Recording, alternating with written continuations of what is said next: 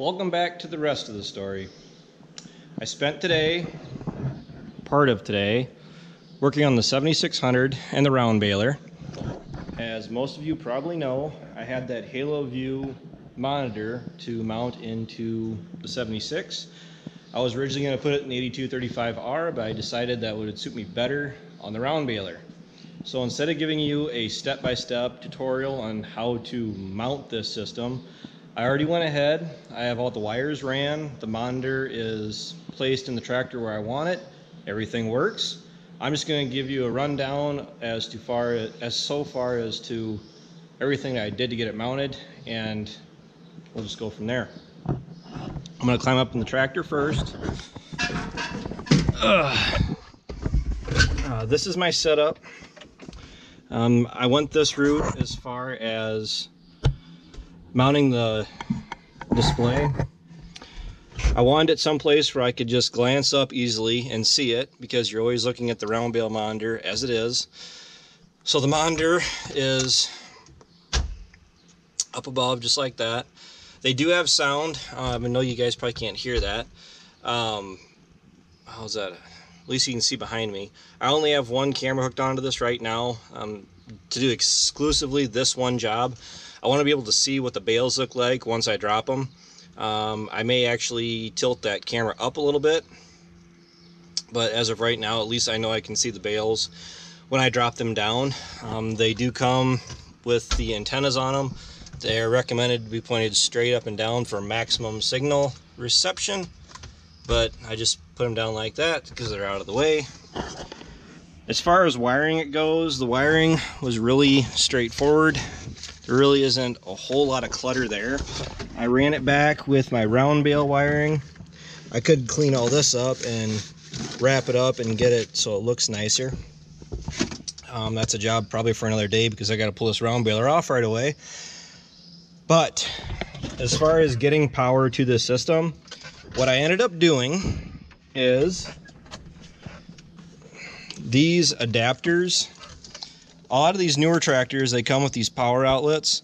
So what you can do is you can pick up one of these from your local dealership. They're really not that expensive. I think there's like, what, 15, 20 bucks. It just came in a kit.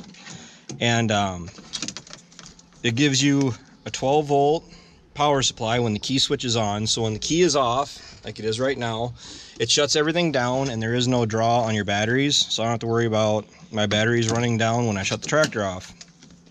But when I turn the key back on, this monitor will power right back up and I'm ready to go. There's no messing with the display. There's no pairing. There's nothing I have to do whatsoever.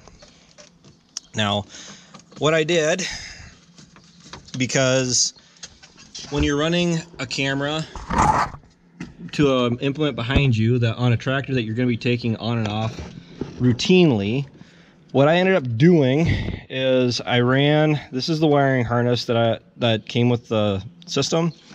I have my power and ground supply tapped in to the power and ground from the tractor.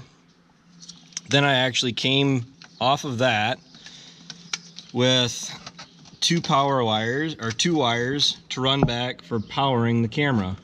I can get out of the cab and show you that right now. The reason I did that, like I just said, without knocking myself out, I want to be able to disconnect this and unhook this and not have to worry about going into a whole lot of work to disconnect wires. I mean, I want it to be incorporated in with being able to hook and unhook the round baler, which is exactly what I did. Now it's my power and my ground wires running back to the camera on the round baler. All I got to do is pull those apart, and this stays with the tractor, and then I can unhook the round baler just as I always would.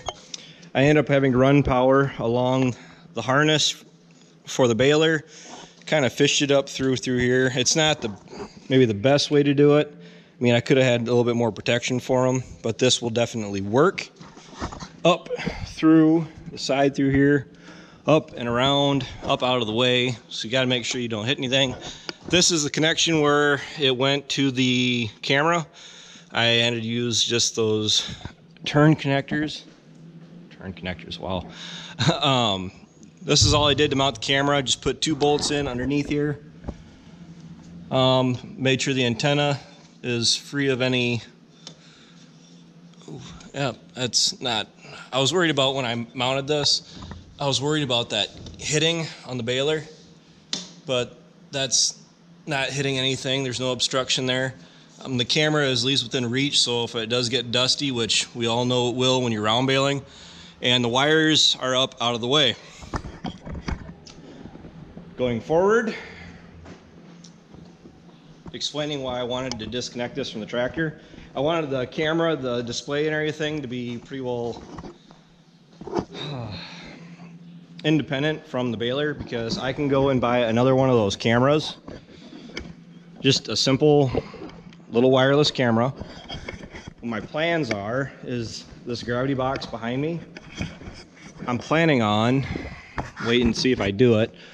I'm planning on putting a camera up in the corner, down across the whole box.